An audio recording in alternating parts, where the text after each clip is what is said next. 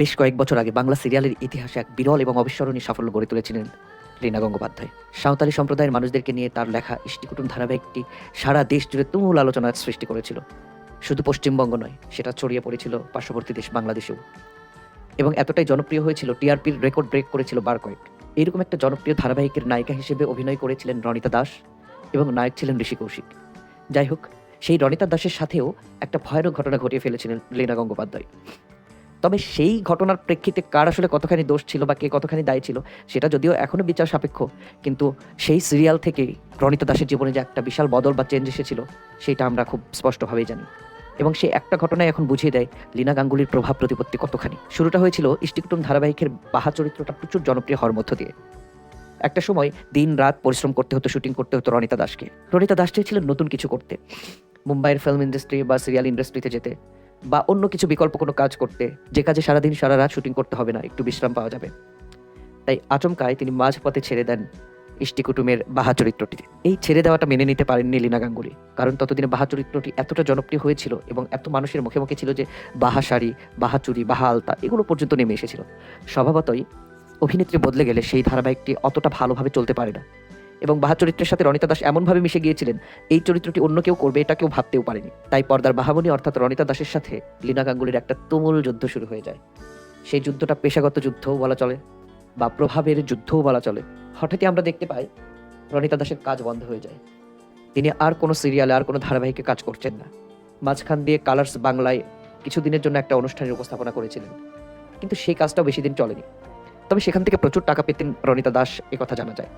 তিনি প্রত্যেক মাসে 5 লাখ করে সম্মানী পেতেন। এটা শুধুমাত্র সম্ভব হয়েছিল বাহা চরিত্রটি এতটা জনপ্রিয় হওয়ার জন্য। একটা সময় দেখা যায় সেই দ্বন্দ্ব থেকে লীনা গাঙ্গুলি রনিতা দাসের উপর প্রচণ্ড ক্ষিপ্ত হয়ে পড়েন, এবং কালার্সের ওই কাজটির পর রনিতা দাস আর জি বাংলা বা স্টার জলসায় ফিরতে পারেন না, কারণ এই দুটি চ্যানেলের উপর ম্যাজিক মোমেন্টসের কর্ণধার লীনা গাঙ্গুলির প্রচণ্ড বড় রকম একটা প্রভাব ছিল। প্রভাব থাকারই কথা। লীনা গাঙ্গুলি যেখানে হাত দিয়েছেন সেখানেই সোনা ফলেছে। জি বাংলা বা স্টার জলসার বহু ধারাবাহিককে তিনি জনপ্রিয় করে বাংলার ঘরে ঘরে পৌঁছে দিয়েছেন। সেই ইটিভি বাংলার বিন্নি ধানের খই বলি, জি বাংলার কেয়া পাতার নৌকা বলি, এবং স্টার জলসার ইষ্টিকুটু, জলনুপুর এগুলোই বলি, সবকিছু প্রচণ্ড জনপ্রিয় হয়েছে। তো যে মানুষটা এতটা লক্ষ্মী চ্যানেলের জন্য, নিশ্চয়ই সেই চ্যানেলগুলো তার কথা শুনবে। এবং শুধু ম্যাজিক মোমেন্টস নয়, রনিতা দাস স্টার জলসা এবং জি বাংলা দুইটা হাউস থেকেই, দুইটা চ্যানেল থেকেই চিরতরে বাদ পড়ে গেলেন। তো টানা 15 বছরের মতো তিনি ব্রাত্য হয়ে রইলেন এই চ্যানেল দুটি থেকে। এবং রনিতা দাসের এই সিদ্ধান্ত, সিরিয়ালটা ছেড়ে দেওয়ার সিদ্ধান্ত, এটা লীনা গাঙ্গুলি এতটাই ক্ষুব্ধ হয়েছিলেন এই সিদ্ধান্তে যে তৎকালীন সময়ে রনিতা দাসের স্বামী সৌপ্তিক, সে একটা সিরিয়াল করছিল জলনুপুর।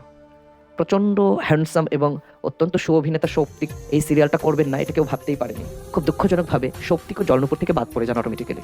দুই স্বামী স্ত্রী দুজনেই সারা জীবনের জন্য স্টার জলসা এবং জি বাংলা থেকে ব্যান্ড হয়ে যান, অলিখিতভাবে ব্যান্ড হয়ে যান। এর পুরো কারণটাই ছিল লীনা গাঙ্গুলি। তিনি চাইলেই যে কারো ক্যারিয়ার খেয়ে দিতে পারতেন, এবং সেটা তিনি করেছেন।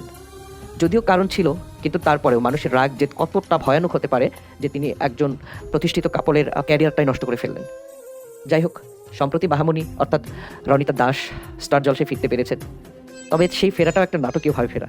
তাকে লীনা গাঙ্গুলিকে ফোন করতে হয়েছে, তাকে বলতে হয়েছে যে আমি অসুস্থ, আমি আবার কাজে ফিরতে চাই, আমার হাতে কোনো কাজ নেই। তারপরেই লীনা গাঙ্গুলির পারমিশন পাবার পরেই স্টার জলসায় রনিতা দাস আবার ফিরে এসেছেন ও মোর দরদিয়া সিরিয়ালটা দিয়ে। যদিও সৌপ্তিককে আর কখনোই পাওয়া গেল না, সে এখন রাজনীতি, নিজের প্রযোজনা হাউস নিয়ে ব্যস্ত। কিন্তু তারপরেও তারও তো সম্ভাবনা ছিল। বিপুল জনপ্রিয় একটা মানুষকে কিভাবে পথে বসিয়ে দেওয়া যায় সেটা লীনা গাঙ্গুলি করে দেখিয়েছেন। এবং তাকে ছাড়া সিরিয়াল ইন্ডাস্ট্রিতে যে টিকে থাকা যাবে না, টিকে থাকাটা কষ্টকর, সেটাও একটা মানুষজন একটা অলিখিত মেসেজ পেয়েছে সেই সময়টায়। এখন দেখুন, রনিতা কিন্তু ফিরে এসেছে, এসেই একটা হিট সিরিয়াল দিয়েছে, যেটা স্লট লেট করেছে ওমর দরদিয়া সিরিয়ালটা। এইরকম একটা হিট নায়িকাকে এত দিন ধরে বাংলা ইন্ডাস্ট্রি, সিরিয়াল ইন্ডাস্ট্রি 15 বছর ধরে পেল না, সৌপ্তিককে পেল না, এটা অবশ্যই একটা গ্রেট লস। কিন্তু লীনা গাঙ্গুলির জেদের কাছে সবকিছু যেন তুচ্ছ। এরকম আরও অনেক অভিনেতা অভিনেত্রী ম্যাজিক মোমেন্ট মোশন পিকচার্সের বিরুদ্ধে কথা বলছে, অনেকে সরব হচ্ছে, প্রতিবাদ করছে। রাহুল অরুণোদয় বন্দ্যোপাধ্যায়ের পক্ষে সমব্যথী হচ্ছে। তার সন্তান সহজ, যে কিনা মাত্রই বাবার আদর্শে, বাবার মেধায় প্রজ্ঞায় বেড়ে উঠছিল, একটা পডকাস্ট সহজ কথা বলে একটা ইউটিউব চ্যানেলে, সেখানে কি জ্ঞানগর্ভ কথা বলতেন রাহুল। রাহুলের লেখার হাতও ছিল বেশ, সহজ ঠিক তার বাবার মতো মেধাবী হয়ে উঠছিল। কিন্তু যে ছেলেটা মাত্র সদ্য কৈশোরে পা দিয়েছে, যৌবন হয়তো তার বাবার কাছ থেকে তাকে অনেক কিছু শিখতে উৎসাহিত করতো, সেই যৌবনটা আসার আগেই তার বাবা চলে গেলেন দুনিয়া ছেড়ে। এই জিনিসটা কোনো মানুষই নিতে পারছে না, যেখানে প্রপার কোনো সেফটি ছাড়া এমন একটা স্ক্রিপ্ট লেখা হয়েছে যে সমুদ্র জলে ডুবে মরতে থাকবে নায়ক নায়িকা, সহনায়ক এসে তাকে বাঁচাবে, এরকম একটা স্ক্রিপ্ট। কিন্তু দেখুন, এতটা হঠকারী এই প্রোডাকশন হাউস, এরা প্রথমে স্বীকারই করলো না। প্রথমে রাহুলকেই দোষী বানালো যে সে শুটিংয়ের পরে গিয়েও আলাদা করে বিচে গেছে, শুটিং শেষ হয়ে গেছে, সে আলাদা বিচে গেছে যে এই দৃশ্যে শুটিং করছে। এইরকম একটা গল্পও ফাঁদা হয়েছিল। পরবর্তীতে প্রমাণ পাওয়া যায় যে না, এরকম কোনো কিছুই ঘটেনি। বরং স্ক্রিপ্টে লেখা ছিল যে রাহুল এবং শ্বেতা মিশ্র তারা হানিমুন করতে যে সমুদ্রের জলে ডুববে, সেখান থেকে সহনায়কটাকে বাঁচাবে, পরে এসে একটা ত্রিকোণ প্রেমের বা ত্রিভুজ প্রেমের যে গল্পটার অবতারণ হবে, এরকম একটা স্ক্রিপ্ট ছিল। সেই স্ক্রিপ্টের কথা বেমালুম সবাই ভুলে গিয়েছে। মানে একেবারেই মিথ্যে মিথ্যে খবর, রাহুলকে দোষী বানানো হতো। এমনকি সৌরভ গাঙ্গুলি তো বলেই ফেলেন যে কেন যে জলে টলে নামে, অর্থাৎ রাহুল যেন ইচ্ছে করে নেমেছিল, কিন্তু তাকে নামানো হয়েছিল এবং কোনো প্রকার সেফটি ছাড়া। না ছিল লাইফ জ্যাকেট, না ছিল এক্সট্রা বোট, না ছিল কাউকে কিছু জানানোর প্রয়োজনীয়তা। এমনকি শুটিংয়ের জন্য পারমিশনও নেওয়া হয়নি পুলিশের কাছ থেকে।